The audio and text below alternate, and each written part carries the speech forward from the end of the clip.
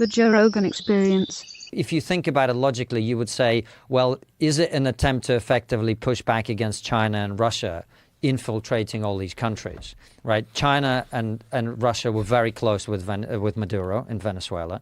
Mm-hmm. Very, very, like Francis is saying, Hezbollah training camps, Island Margarita. Where was the oil going, right?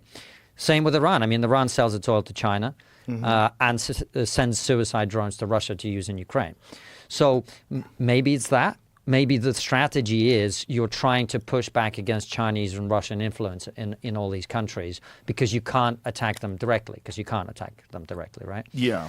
But this is all just guessing on my part. And that's what I'm really curious. We're going to do some interviews on this trip to kind of, like, I want to get someone on the show who can go, this is the strategy. Right. This is what we're doing. Because I think, as we were saying earlier, it's not very clear to most people what the rationale behind all of this is. But I also don't think this sort of like mad dog Trump idea is true either. I think he has a strategy. I'd just love to know what it is. And it's very interesting because there's been talk about regime change in Cuba. And one of the things, I think that's next, genuinely. Oh, my God. I think that's next. So when Chavez came to power in 99, what he did, and not enough people talk about this, is he turned what was very corrupt, admittedly, liberal Western-style democracy into a communist dictatorship. And how do you do that? You can't just literally do that overnight. So what he did is he allied with the Cubans and Fidel in particular, Fidel Castro. Venezuela provided Cuba with cheap oil, which helped to keep the Cuban economy afloat because Cuba's been going broke since however many years, 40-odd years. And what Castro did was he gave him the boots on the ground in Venezuela, but also the technical expertise and know-how in order to change a Western liberal democracy into a communist state with permanent surveillance, secret police, subjugate the population so there was no chance of them ever being able to revolt, and turn everything into, like I said, into a communist state. So by what they did in Venezuela, Venezuela can no longer support Cuba. So Cuba is literally now withering on the vine as a result of them knocking out the Venezuelans. So it's going to come to a point where you say Cuba are effectively going to go bankrupt, which could precipitate an uprising, a revolution by people when people can no longer eat. And that would mean that that country is then weakened. Finally, they can get rid of the communist regime there and they can have a different type of government, one which would be far more sympathetic, shall we say, to working with America and being an American ally. Possibly. See, that makes sense to me in a way. What I don't understand about the Iran thing is, like, what is the end goal here? Like, you've got the Reza Pahlavi, the Shah's son. I mean, he left Iran a long time ago as a kid, right? The idea that he's going to go back in there and be welcomed by the masses, maybe that's true. It's like Daenerys returning to the Iron Throne. Yeah, but Daenerys had 3 fucking dragons, right? Right? But you know what I'm saying? Like, she left when she was a baby. Yeah, that's right. That's right. And it's not like the people are desperately... I don't know. Maybe the people are desperate for the return of the Well, Shah's it seems like some people are desperate for a change there. The people that were protesting. 100%. The people that risked their lives. 100%. 100%. But like every country, like if you only listen to the liberals in this country, you would think that, that no one's illegal on stolen land. Right. If you only listen to the Republicans in this country, you would think we got to find every illegal and get them out of our country and make America great again. Like it doesn't make sense if we just go only by the protesters. Like, we don't really have accurate polling because they don't have any free speech over there. Right. No. And they've killed like famous athletes over there for protesting. Yeah. I mean, they killed the Olympic gold medalist in wrestling. When the UFC tried to step in and try to do something to stop it, they executed him for just. I don't even think he was actually protesting. I think he was just at a protest. He wasn't even saying anything.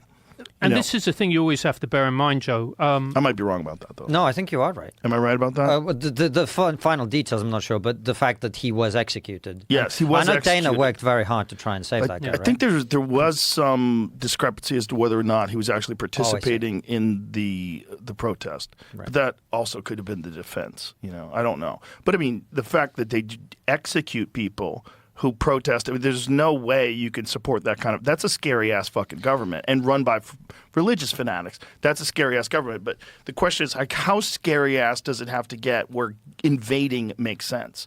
Because if this keeps going, like if we have to go boots on the ground, that's where things get nuts. You can't go boots on the ground, man. You can't. Right. I don't think there's any appetite. You should be president of the United States. There's a lot of people that are going to disagree with that. No, I don't think that's viable. It might be robot boots on the ground. Yeah. You know, if Elon gets that factory up in time. But what I want to know is, like, what is it that you're working towards? Right. Like, so from what I understand, talking to some of the people, like, Israel would quite like a Reza Pahlavi monarchy because the other Middle Eastern countries that they have peace with, Bahrain, Morocco, increasingly the Gulf states, they're all monarchies. Right. So they're down with that. But from what I understand, the White House is really not that interested in Pahlavi. And so what did they want? Well, one of the things that Richard Miniter broke on our show, because it hadn't been reported anywhere else, was that the White House has given the Israelis a no-kill list, which is basically a list of members of the current regime that they don't want to be killed because they have hope that these people could then be the Rodriguez equivalent in Iran, right? And I don't know that the fanatics within the Iranian regime who are there now, how many of them are like this like Darth Vader, but like, do you know what I mean? Yeah. You're kind of looking for Darth Vader zero.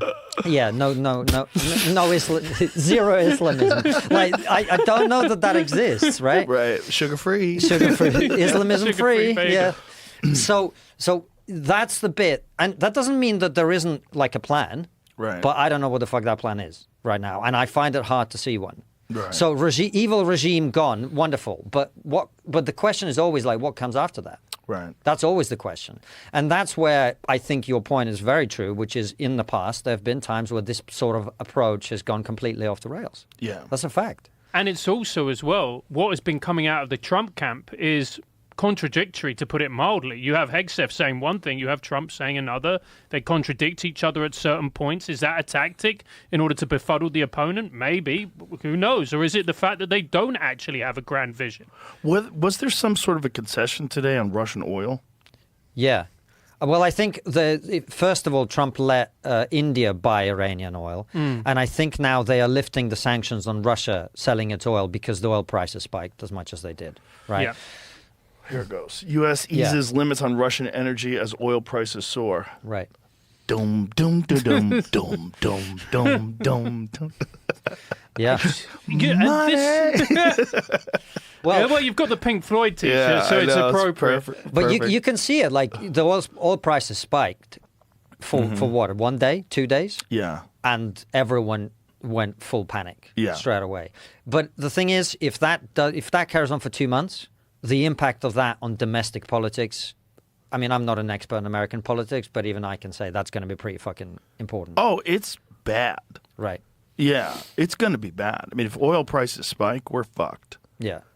And the Republicans are really fucked. Yeah. And you've got the midterms coming. You got the midterms coming up in November, and it's also the momentum will be in their way. And look, there's, second, third, fourth order consequences. So at the moment in the UK, the vast majority of people are finding it more and more difficult just to get through to the end of the month because of the cost of living, inflation. It's becoming worse and worse. I was talking to a butcher in my area, which is this very nice part of North London. You know the type of place I'm talking about. Everyone loves BLM. No one has a black friend. That kind of place, right? Okay, that's the kind of area it is. And he was telling me that even in this very wealthy area, people are starting to ration meat now. So before they'd have meat 5 days a week, now they're going down to 3 or 2. And this isn't a wealthy area. So now imagine if there's energy spikes and then food becomes more and more expensive. There is already a very worrying, hard left political movement growing in the UK, where they're talking about, the capitalism doesn't work. We need socialism. And there's this new politician come to the fore, a guy called Zach Polanski, who talks about what we need in this country and the UK is socialism. Now imagine if the cost of living crisis gets worse and the vast majority of people who work hard in a regular job can't make ends meet through literal no fault of their own. Can you blame them for going, hang on, capitalism doesn't work? Because in this instance, at that moment, it doesn't work for them. And then that could spark something completely disastrous for our country. Yeah. But I think, that's a negative story. I think it's incredibly persuasive. And I lean more in the direction that this could go badly. But I also think there is the possibility of this goes well too. I think that is possible. How do you envision that scenario? Well, so if they're able to keep the Strait of Hormuz open and you don't have this energy problems that we've got now, Venezuela, Cuba, he's basically resetting the region, and he's basically saying to all the people that want to align themselves with China and Russia, like, we're not fucking about here. Don't cross these lines. That is an opportunity to address the slide that the Western world has had vis-a-vis China and Russia for a very long time. That could be a very positive thing. The thing is, what happens in Iran, like, that is the thing that I don't really see how that goes well. Might do. Like I said, there's probably a plan that we don't know. And if that works out, that could be very good. What would you imagine that plan would be? If you like, let's imagine best case scenario, you're in the White House, they're all very rational. No one's being influenced by foreign governments, no one's incompetent. Everybody knows what they're doing. Well, yeah. I mean, we're in the realms of fantasy now. That's how I like to go. But, I mean, take the Soviet Union, which is obviously something that I know, right? Being born in the Soviet Union and Russia. Towards the end of the Soviet Union, you still had some fanatical communists. And in fact, throughout the Soviet Union, you always had within the government a mixture of different people, right? Mm-hmm. You had the fanatical communists who believed that communism is the only thing that was ever going to work, etc. But you also had people who were reformers. They saw the problems. They saw that the fanatical communists were ruining things and things were getting worse, right? They saw that you had to kill more and more of your own people to keep shit locked down, right? So the argument could be within the Iranian Revolutionary Guard or the regime more broadly, there are people who are like, I'm not necessarily that keen on the guy who runs Syria now, al-Jilani, right? He is a jihadi, but he's kind of like a moderate one, how long I don't know how long it's going to last. But my point is, within every regime, there is some range of opinion. There is some range of fanaticism. There is some range of people who, partly for generational reasons, the younger people have seen, a 40-year history, and they now go, okay, this isn't working anymore. We need to try something else. That is possible. So if the CIA and the White House have someone like that, and they can do a regime adjustment, and like I think the idea that you're going to have, multi-parliamentary democracy with, free and fair elections and women, like Venice Beach, rollerblading on bikinis on. I don't know that that's going to happen, right? But what you might have is an authoritarian regime of some kind, like many other countries in the Middle East, which realizes that actually economic growth is more important than shouting Allah Akbar every 3 minutes and blowing shit up, right? That focuses on making life better for their citizens, that, practices traditional Muslim values, which many countries do, and says, women ought to be modest, but doesn't force them to wear the burqa or the headscarf or whatever, and is less interested in destabilizing the region and attacking others and trying to be this great power, and is more interested in just prosperity for its own people, survival for themselves as a regime, and is willing to play ball with the United States. I mean, well said. Yeah, well said. That's best case scenario. That's best case scenario. Now, if you get there, I think that would be a huge win for President Trump, and it'd be a huge win for the world. And he will walk away from that with a huge win. And I think, you're a better expert on the American people, but I think American people like winning, right? So if you have all this happen, he can then say, well, look, we did this, we did this, we did this. Russia and China have been pushed back. We've got to, the situation, Iran is not going to get a nuke, which is important. I think we can all agree on that, right? Yeah. There is the possibility that he comes out of this very well. I think that based on what I see, but I don't know, coming back to what we said, I think we've shared this kind of perspective, really, Francis and I. That seems somewhat less likely at this point, or at least harder to see.